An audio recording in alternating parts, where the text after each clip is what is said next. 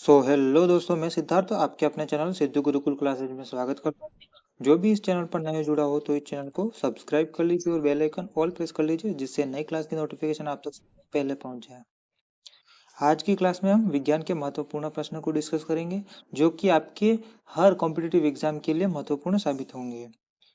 और आपके लिए एक खुशखबरी और है कि आरएएस का नोटिफिकेशन आ गया है। और जिसका भी सपना है अधिकारी बनने का, जैसे एसडीएम, डीएसपी, नायब तहसीलदार, तहसीलदार, अगर किसी का भी अगर अधिकारी बनने का सपना है तो वह अपने तैयारी में जुट जाए, क्योंकि नोटिफिकेशन जारी हो गया। और इसका जो प्री का एग्ज़ाम होगा वो लगभग लगभग मान लो आप नवंबर के एंड में या फिर दिसंबर के फर्स्ट वीक में कंडक्ट करवा लिया जाएगा। इसलिए आपके पास समय बहुत कम है, तो आप तैयारी में जुट जाएं और इस चैनल को सब्सक्राइब कर लें। तो आज की क्लास स्टार्ट करते हैं। लेंस की क्षमता किस में मापी जाती है? जो लेंस की क्षमता होती है वह किस में मापी जाती है? वह डायोप्टर में मापी जाती है। किस में मापी जाती है लेंस की क्षमता? तो डायोप्टर में लेंस की क्षमता मापी जाती है। स्पष्ट दृष्टि की न्यूनतम दूरी कितनी होती है? तो स्पष्ट दृष्टि की न्यूनतम दूरी कितनी होती है? तो 25 सेंटीमीटर। विद्युत का सबसे अच्छा चालक कौन सा है? तो विद्युत का जो सबसे अच्छा चालक है वो कौन सा है? चांदी। और दूसरे नंबर पे क्या है? तो वो है तांबा। कौन सा है? तांबा। रुधिर वर्ग की खोज किसने की? तो रुधिर वर्ग की जो खोज है वो किसने की थी? वो की थी कार्ल लैंड स्टीनर ने। किसने की थी? कार्ल लैंड स्टीनर ने रुधिर वर्ग की खोज की थी।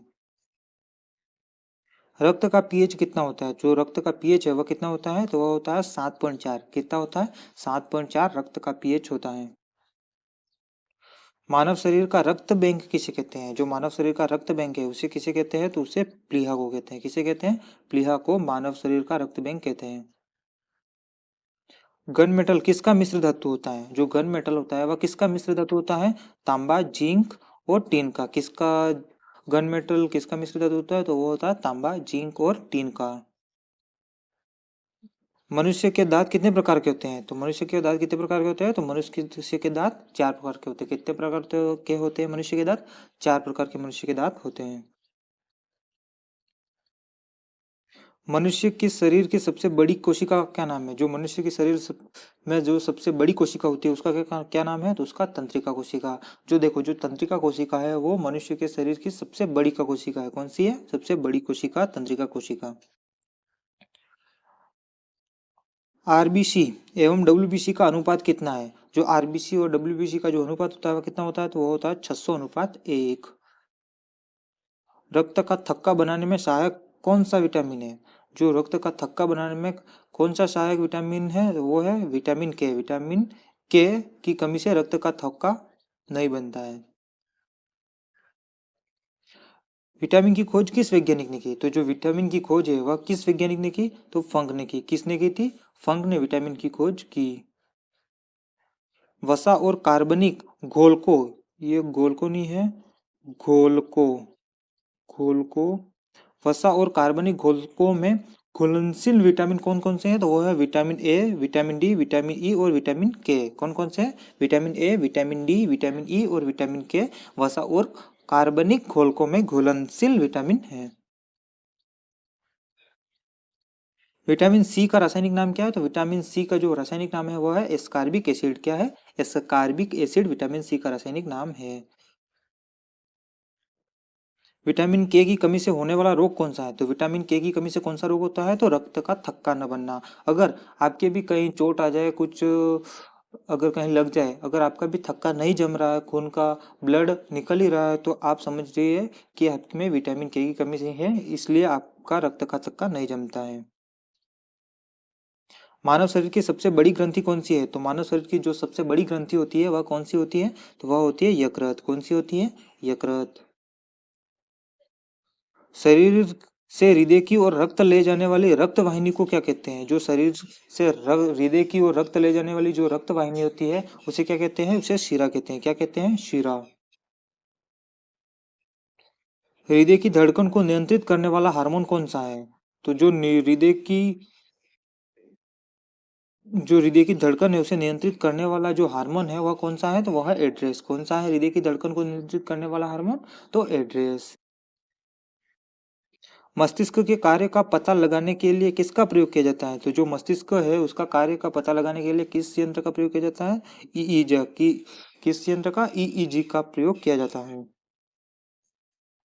शरीर की सबसे छोटी हड्डी कौन सी है? तो जो शरीर की सबसे छोटी हड्डी होती है वह कौन सी होती है? तो वो होती है स्टिपस। कौन सी होती है? स्टिपस, जो कि कान की हड्डी होती है। कहाँ की हड्डी होती है? कान की हड्डी होती है। टिटनेस रोग से कौन सा अंग प्रभावित होता है? जो टिटनेस रोग है उससे कौन सा अंग प्रभावित होता है शरीर का? तो तंत्रिका कोशिका, सॉरी तंत्रिका तंत्र। कौन सा? तंत्रिका तंत्र टिटनेस रोग के कारण प्रभावित होता है। इटाई इटाई नामक रोग किस तत्व के कारण होता है? जो इटाई इटाई नामक का रोग है एक, वो किस तत्व के कारण होता है? तो कैडमियम के कारण होता है। किस तत्व के कारण होता है? कैडमियम के कारण इटाई इटाई नामक रोग होता है। रक्त किस प्रकार का उत्तक है? जो रक्त है वह किस प्रकार का उत्तक है? तो वो तरल संयोजी उत्तक। किस प्रकार का उत्तक है? तरल संयोजी उत्तक। आरबीसीएस का निर्माण किस में होता है? जो आरबीसीएस है उसका निर्माण किस में होता है? तो इसका निर्माण अस्थि मज्जा में होता है। किस में होता है? अस्थि मज्जा में इसका निर्माण होता है। आइंस्टीन का द्रव्यमान ऊर्जा संरक्षण समीकरण क्या है? जो आइंस्टीन का द्रव्यमान ऊर्जा समीकरण है वह क्या है? तो वह है E बराबर एम सी स्क्वायर। क्या है? E बराबर एम सी स्क्वायर। ये दो थोड़ी मिस्टेक है टाइपिंग। तो ये है क्या है आइंस्टीन का द्रव्यमान ऊर्जा संरक्षण सॉरी ऊर्जा समीकरण? तो वो है E बराबर एम सी स्क्वायर।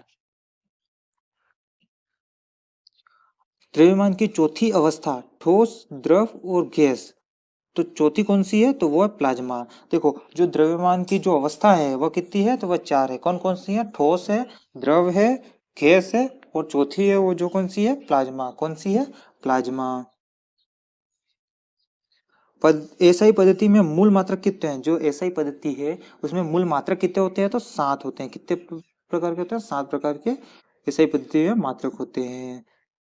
एसआई पद्धति में समतल कोण का मूल मात्रक क्या है? तो एसआई पद्धति में जो समतल कोण है इसका मूल मात्रक क्या है? तो रेडियन। क्या है? रेडियन। एसआई पद्धति में आवृत्ति का नया मात्रक क्या है? तो एसआई पद्धति में जो आवृत्ति है इसका नया मात्रक क्या है? तो हर्ट्ज। क्या है? हर्ट्ज। एसआई पद्धति में विद्युत धारा का मूल मात्रक क्या है? तो जो एसआई पद्धति है उसमें विद्युत धारा है इसका मूल मात्रक क्या है? तो एम्पियर। क्या है? एम्पियर।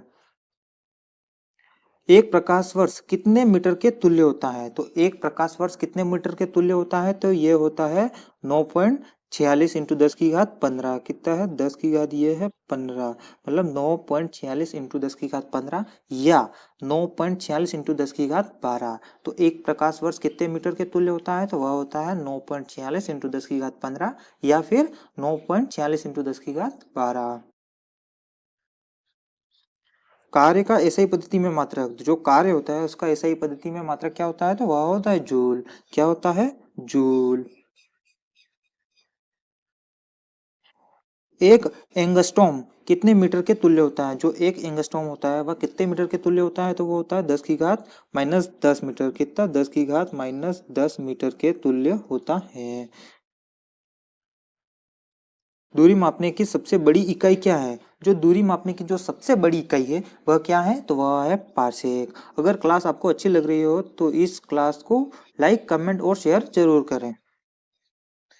एक पारसेक कितने प्रकाश वर्ष के तुल्य होता है? जो एक पारसेक है वह कितने प्रकाश वर्ष के तुल्य होता है? तो वह होता है 3.26 प्रकाश वर्ष के। कितने? 3.26 प्रकाश वर्ष के एक पारसेक बराबर होता है। एक न्यूटन कितने डाइन के तुल्य होता है? जो एक न्यूटन है वह कितने डाइन के तुल्य होता है? तो वह होता है 10 की घात 5 डाइन। कितने का? तो 10 की घात 5 डाइन के तुल्य होता है। ज्योति तीव्रता मापने का यंत्र कौन सा है? जो ज्योति तीव्रता है उसे मापने का यंत्र कौन सा है? तो उसे फोटोमीटर से मापते हैं। किससे मापते हैं? ज्योति तीव्रता को फोटोमीटर यंत्र से मापते हैं। गुरुत्वीय त्वरण जी का मान कितना होता है? जो गुरुत्वीय त्वरण जी है इसका मान कितना होता है? तो उसका मान होता है 10.9 प्रति सेकंड। कितना होता है जी का मान? तो 10.9 प्रति सेकंड होता है। लेंस की शक्ति की इकाई क्या है? जो लेंस की शक्ति है इसकी इकाई क्या है? तो इसकी इकाई है डायोप्टर। क्या होती है लेंस की शक्ति की इकाई? तो डायोप्टर होती है। निर्वात में किसी भी ऊंचाई से गिरने वाले पिंडों की चाल किस पर निर्भर करती है? जो निर्वात में किसी भी ऊंचाई से गिरने वाले जो पिंड है उसकी चाल किस पर निर्भर करती है? तो उसकी चाल द्रव्यमान पर निर्भर करती है। किस पर? उसके द्रव्यमान पर निर्भर करती है। न्यूटन के गति के प्रथम नियम से किसकी परिभाषा मिलती है? जो न्यूटन का प्रथम नियम है उसकी परिभाषा से किसकी परिभाषा मिलती है? वो बल की। जो बल की परिभाषा है वह न्यूटन के जो प्रथम नियम है उसकी परिभाषा से मिलती है। कोई पिंड एक समान वेग से गतिमान है तो उसका त्वरण कितना होगा? यदि कोई एक पिंड है जो एक समान वेग से गतिमान है तो उसका त्वरण कितना होगा? तो उसका मूल त्वरण होगा जो कि 0 हो जाएगा।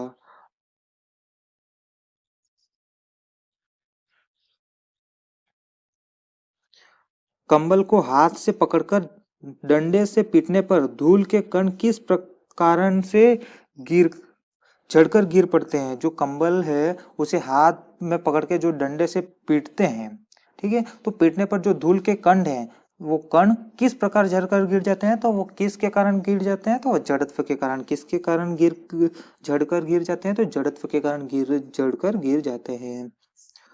यदि कोई वस्तु विरामावस्था में हो तो उसका वेग कितना होगा? यदि कोई वस्तु है जो विरामावस्था में है तो उसका वेग कितना होगा? तो उसका वेग 0 हो जाएगा। कितना हो जाएगा? 0 हो जाएगा। बंदूक से गोली चलाने पर चलने वाले को पीछे की ओर धक्का लगना किस नियम का उदाहरण है? देखो, अगर कोई व्यक्ति बंदूक की गोली चलाता है तो वह व्यक्ति पीछे की ओर धक्का लगता है उसका, तो यह किस प्रकार के नियम का उदाहरण है? तो यह न्यूटन का तृतीय नियम है। किसके? न्यूटन के तृतीय नियम पर आधारित है। रॉकेट उड़ाने में कौन से नियम सहायक है? देखो, जो रॉकेट उड़ाया जाता है वह कौन से नियम के आधार पर उड़ाया जाता है? तो न्यूटन के तृतीय नियम के आधार पर। किस नियम के आधार पर रॉकेट उड़ाया जाता है? तो न्यूटन के तृतीय नियम के आधार पर रॉकेट उड़ाया जाता है। किसी वस्तु की कार्य करने की क्षमता को क्या कहते हैं? तो जो किसी वस्तु की जो कार्य करने की जो क्षमता है उसे हम ऊर्जा कहते हैं। क्या कहते हैं? किसी कार्य करने की जो क्षमता है उसे हम ऊर्जा कहते हैं। क्या कहते हैं? ऊर्जा। ऊर्जा का एसआई मात्रक क्या है? तो जूल। क्या है ऊर्जा का एसआई मात्रक? जूल। बांध बनाकर इकट्ठा किए गए पानी की ऊर्जा किस प्रकार की ऊर्जा का उदाहरण है? अगर बनाकर जो इकट्ठा किया गया पानी है वह ऊर्जा किस प्रकार की ऊर्जा का उदाहरण है? तो वह स्थितिज ऊर्जा का। किस प्रकार की उदाहरण का उदाहरण है? स्थितिज ऊर्जा का उदाहरण है। ऊर्जा को न तो उत्पन्न किया जा सकता और न ही नष्ट किया जा सकता। यह किसका नियम है? देखो, जो ऊर्जा है उसे न तो उत्पन्न किया जा सकता और न ही नष्ट किया जा सकता। तो यह किसका नियम है? तो यह ऊर्जा संरक्षण का नियम है। किसका नियम है? ऊर्जा को न तो नष्ट किया जा सकता और न ही नष्ट उत्पन्न किया जा सकता है। यह ऊर्जा संरक्षण का नियम है। किसका नियम है? ऊर्जा संरक्षण का नियम है।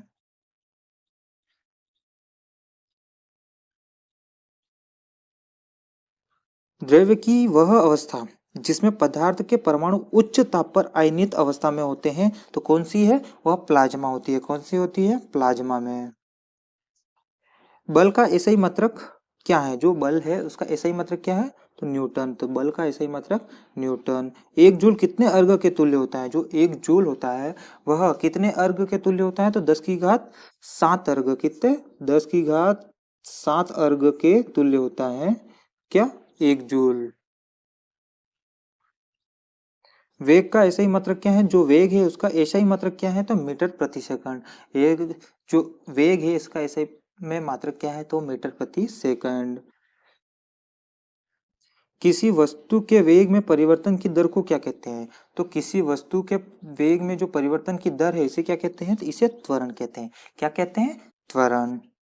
जो हमारी ये क्लास हो रही है इसकी जो ये पीडीएफ है ये आपको टेलीग्राम चैनल में देखने को मिल जाएगी और टेलीग्राम चैनल से आप इस पीडीएफ को डाउनलोड कर सकते हैं और अच्छे से पढ़ सकते हैं। अगर टेलीग्राम चैनल जिसने भी ज्वाइन नहीं किया है वह टेलीग्राम ज्वाइन कर ले, क्योंकि जो भी मैं पल पल की जो अपडेट होती है क्लास होने के बाद, जो इसकी नोट्स की पीडीएफ होती है, वो मैं टेलीग्राम चैनल में ही अपलोड करता हूँ।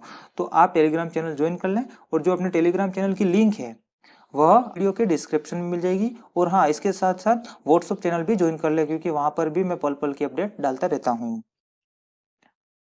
भौतिकी का पिता किसे कहा जाता है? तो न्यूटन को। भौतिकी का पिता किसे कहा जाता है? न्यूटन को कहा जाता है।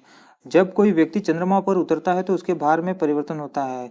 अगर कोई व्यक्ति चंद्रमा पर उतरता है तो उसके भार में कैसा परिवर्तन होता है? तो भार में कमी प्रतीत होती है। क्या होती है? भार में कमी प्रतीत होती है। देखो, जैसे कोई व्यक्ति अपने जो पृथ्वी का है वह चंद्रमा पे उतरता है तो उसके भार में जो परिवर्तन होगा वह भार में कमी प्रतीत होगी। उसको क्या होगी? कमी प्रतीत होगी। बल किसका गुणनफल है? जो बल है वह किसका गुणनफल है? तो वह है द्रव्यमान और त्वरण का। बल किसका गुणनफल है? बल और सॉरी द्रव्यमान और त्वरण का गुणनफल है। क्रिया के विपरीत प्रतिक्रिया का होना, यह किसका नियम है? देखो, जो क्रिया है उसके विपरीत प्रतिक्रिया होना, यह किसका नियम है? तो न्यूटन का तृतीय नियम। किसका है? न्यूटन का तृतीय नियम है कि क्रिया के विपरीत प्रतिक्रिया होना। यदि m द्रव्यमान की वस्तु v वेग से चल रही है तो गतिज ऊर्जा क्या होगी? तो इसकी जो गतिज ऊर्जा है वो क्या होगी? के ई बराबर 1/2 हाफ एम वी स्क्वायर। क्या है? के ई बराबर हाफ एम वी स्क्वायर, ये इसका सूत्र है। कार्य करने की दर को क्या कहते हैं? जो कार्य करने की दर है उसे क्या कहते हैं? उसे शक्ति कहते हैं। क्या कहते हैं? अपने शक्ति कहते हैं। शक्ति का ऐसा ही मात्रक क्या है? तो शक्ति का जो ऐसा ही मात्रक है वह क्या है? वाट। जो शक्ति का अपने वैसा ही मात्रक होता है, क्या होता है? वह होता है फ्रेंड्स, वाट होता है। अगर आपको क्लास अच्छी लग रही है तो क्लास को जल्दी से जल्दी शेयर कीजिए, लाइक कीजिए और कमेंट जरूर कीजिए। एक अश्व शक्ति कितने वाट के तुल्य होता है? जो एक अश्व शक्ति है वह कितने वाट के तुल्य होता है? तो वह अपने होता है 746 वाट के। कितने होता है एक अश्व शक्ति? कितने वाट के तुल्य होता है? वह अपने होता है 746 वाट के तुल्य होता है। आइंस्टीन का द्रव्यमान ऊर्जा समीकरण क्या है? जो अपने आइंस्टीन है उनका द्रव्यमान ऊर्जा समीकरण क्या है? तो वह है E बराबर एम सी स्क्वायर। क्या है दोस्तों? E बराबर एम सी स्क्वायर।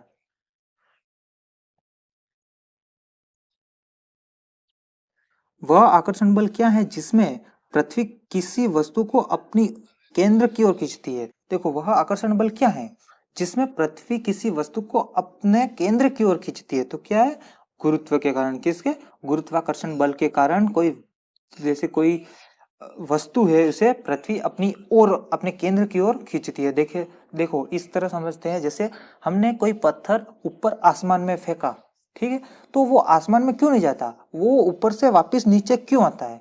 क्योंकि गुरुत्वाकर्षण बल के कारण। क्यों? गुरुत्वाकर्षण के जो बल है उसके कारण वो नीचे वापिस उसका जो खींच लेता है, उसको पृथ्वी वापस खींचती है। इसलिए हमेशा देखना। आप वैसे पता है कि क्योंकि पत्थर ऊपर फेंकने पर ऊपर नहीं जाता, क्योंकि गुरुत्वाकर्षण बल के कारण पत्थर चंद ऊपर जाने के बाद वापस नीचे ही आता है, क्योंकि पृथ्वी उसे वापस खींचती है। क्यों खींचती है? पृथ्वी वापस खींचती है।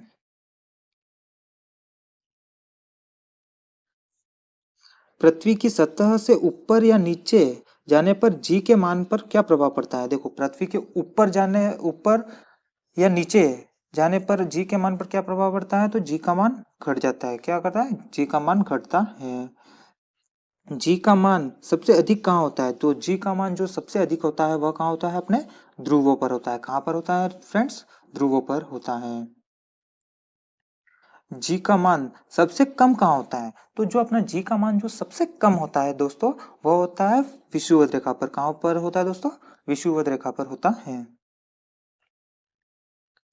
ग्रहों की गति से संबंधित नियम किस वैज्ञानिक ने दिए दोस्तों? देखो, देखो दोस्तों, जो ग्रहों की गति है उससे संबंधित जो नियम थे वह कौन से वैज्ञानिक ने दिए थे?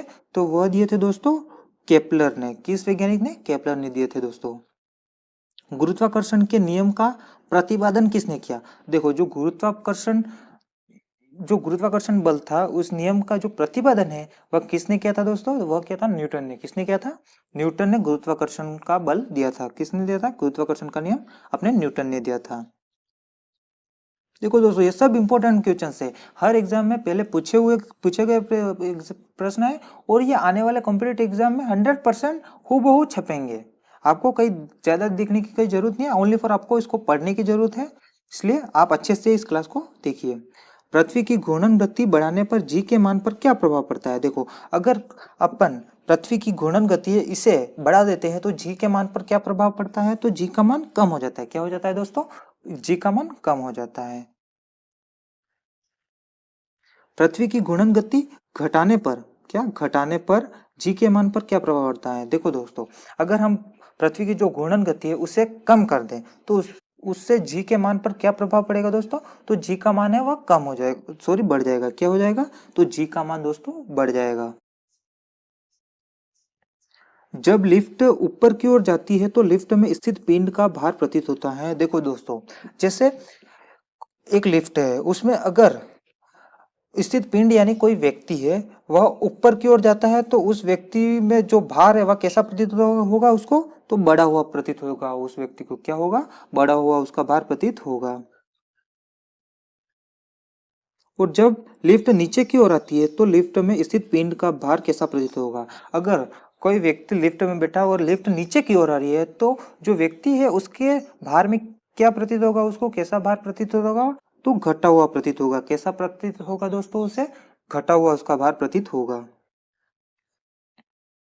एक लिफ्ट एक समान वेग से ऊपर या नीचे गति करती है तो लिफ्ट में स्थित पिंड के भार में क्या परिवर्तन होगा? देखो दोस्तों, अगर एक लिफ्ट है जो समान वेग से ऊपर जा रही है और समान ही उसी वेग से वापस नीचे आ रही है, तो जो उस लिफ्ट में जो व्यक्ति है उसके भार में क्या परिवर्तन होगा? तो कोई परिवर्तन नहीं होगा। क्या? एक समान रहेगा वो, उसके भार में कोई परिवर्तन नहीं होगा। यदि नीचे उतरते समय लिफ्ट की डोरी टूट जाए तो मुक्त टिंड के भात जो पिंड है उसके भांति नीचे गिरती है। ऐसी स्थिति में लिफ्ट में स्थित पिंड का भार कितना होगा? देखो दोस्तों, अगर लिफ्ट नीचे उतरते समय अगर लिफ्ट की जो डोरी होती है वह अगर टूट जाए तो वो किस प्रकार नीचे गिरेगा? और जिस प्रकार नीचे गिरेगा तो जो उसके अंदर जो व्यक्ति है उसके जो भार कितना होगा? तो जो उसका भार रहेगा वो शून्य हो जाएगा। क्या हो जाएगा? शून्य हो जाएगा। इतनी तेज से वो ऊपर से नीचे गिरेगा। भूस्थितिक उपग्रह पृथ्वी तल से लगभग कितनी ऊंचाई पर रहकर पृथ्वी का परिक्रमण करता है? देखो, जो भूस्थितिक उपग्रह है जो पृथ्वी तल से लगभग कितनी ऊंचाई पर रहकर पृथ्वी का परिक्रमण करता है? तो वह 36,000 किलोमीटर। कितने ऊपर? 36,000 किलोमीटर पृथ्वी के ऊपर रहकर परिक्रमण करता है।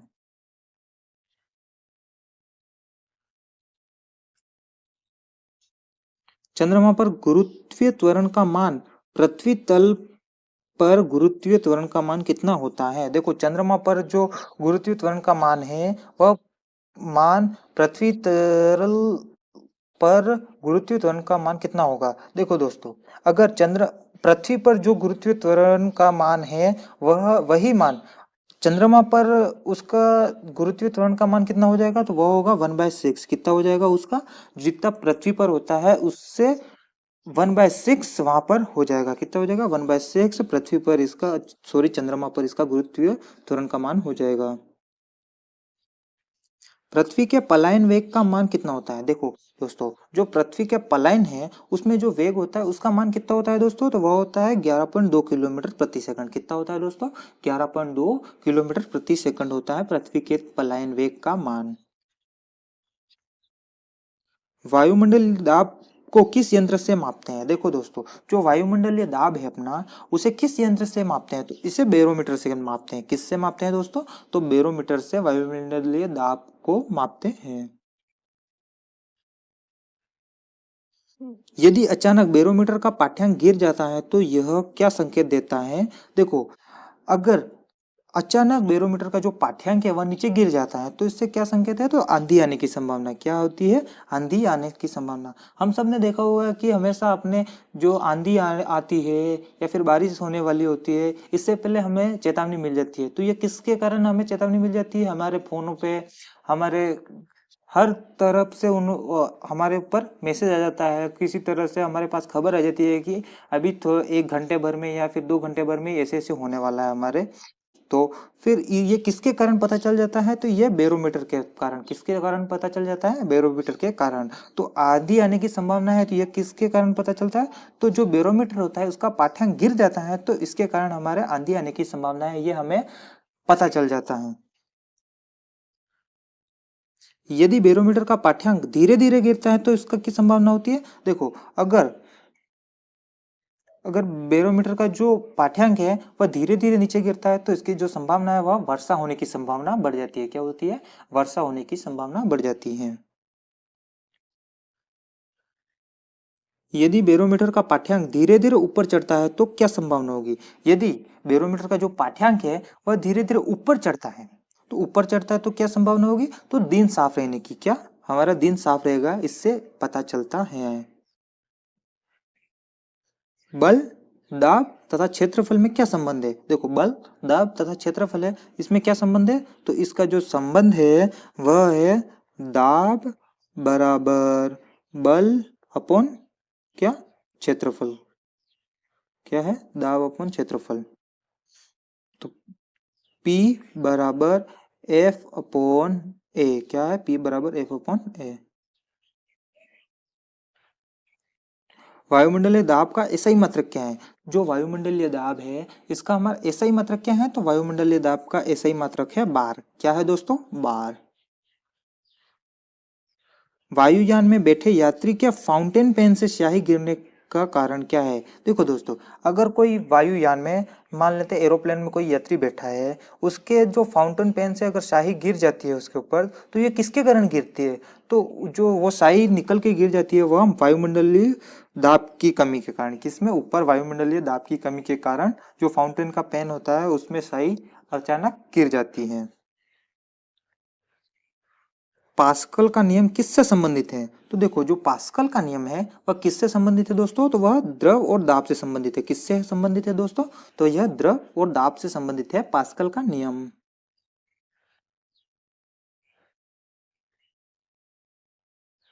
दूध की शुद्धता की जांच किस यंत्र द्वारा की जाती है? देखो दोस्तों, जो दूध की शुद्धता है उसकी जांच किस यंत्र के द्वारा की जाती है दोस्तों? तो इसकी जो शुद्धता है वह हमारा लेक्टोमीटर के द्वारा किससे की जाती है? किसके द्वारा दूध की शुद्धता का जो माप की जो किसके द्वारा की जाती है? तो वो लेक्टोमीटर के द्वारा दूध की शुद्धता की जांच की जाती है। किसके द्वारा?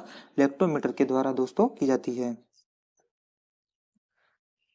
समुद्र में तैरते समय हिमशैल का भाग कितना भाग जल के अंदर रहता है? देखो, जो समुद्र में तैरते समय जो हिमशैल का कितना भाग जल के अंदर रहता है, तो वो होता है 8/9 भाग। कितना होता है? 8/9 भाग अंदर रहता है। समुद्र में तैरते समय हिमशैल का कितना भाग जल के बाहर रहता है? देखो दोस्तों, अगर समुद्र में तैरते समय हिमशैल का कितना भाग जल के बाहर रहता है, तो वो 1/9। कितना? 1/9 भाग जल के बाहर रहता है। कितना रहता है दोस्तों? 1/9 भाग। अपेक्षित अपेक्षित घनत्व किससे मापा जाता है? जो अपेक्षित घनत्व है वह किससे मापा जाता है? तो ये हाइड्रोमीटर से मापा जाता है। किससे मापा जाता है दोस्तों? हाइड्रोमीटर से मापा जाता है।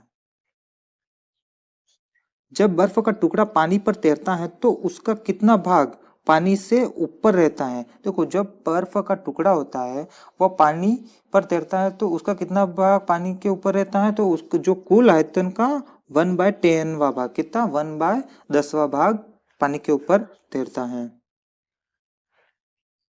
पृष्ठ तनाव का एसआई मात्रक क्या है? देखो दोस्तों, जो पृष्ठ तनाव है इसका एसआई मात्रक क्या है दोस्तों? तो इसका जो एसआई मात्रक है वह है न्यूटन प्रति मीटर। कितना होता है दोस्तों?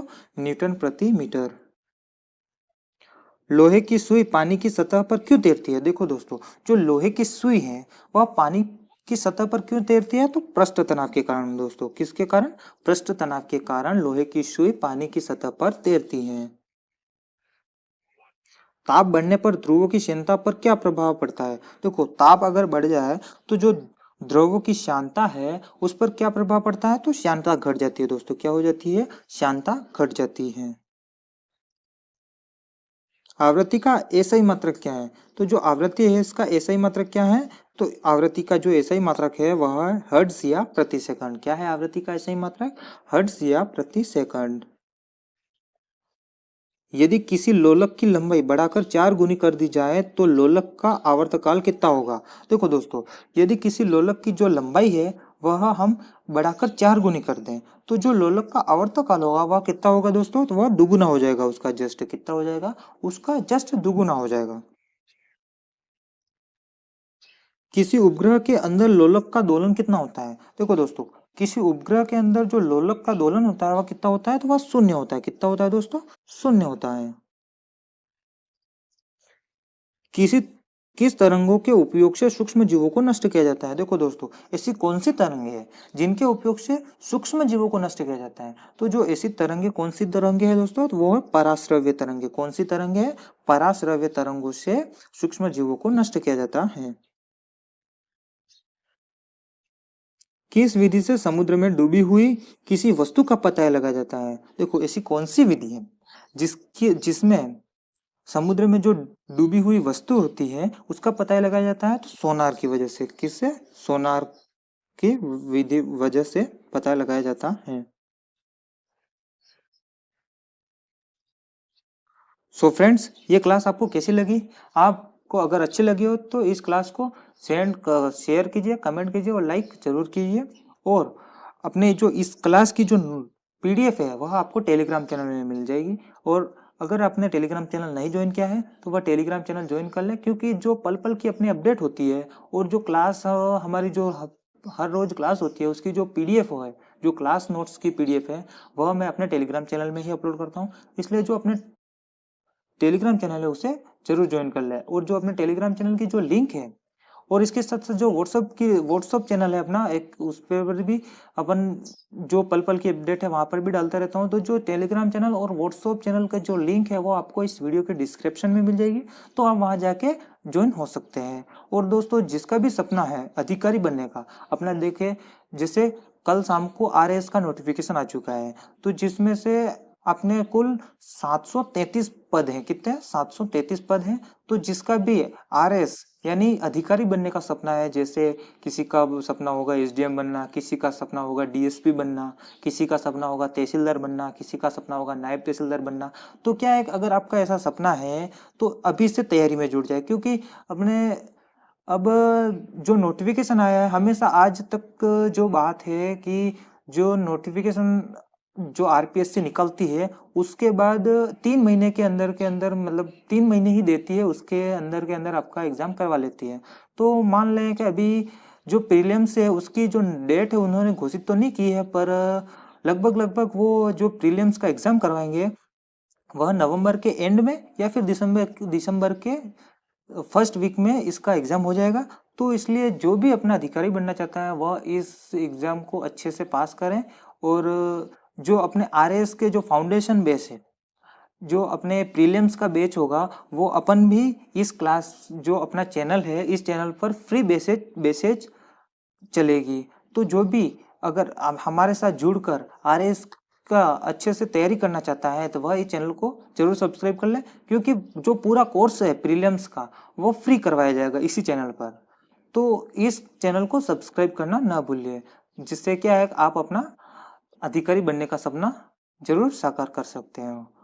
और सो मिलते हैं अपने, तब तक के लिए बाय बाय, जय हिंद, अगले क्लास में। इसलिए तो और इस क्लास को सब्सक्राइब करना ना भूलिए।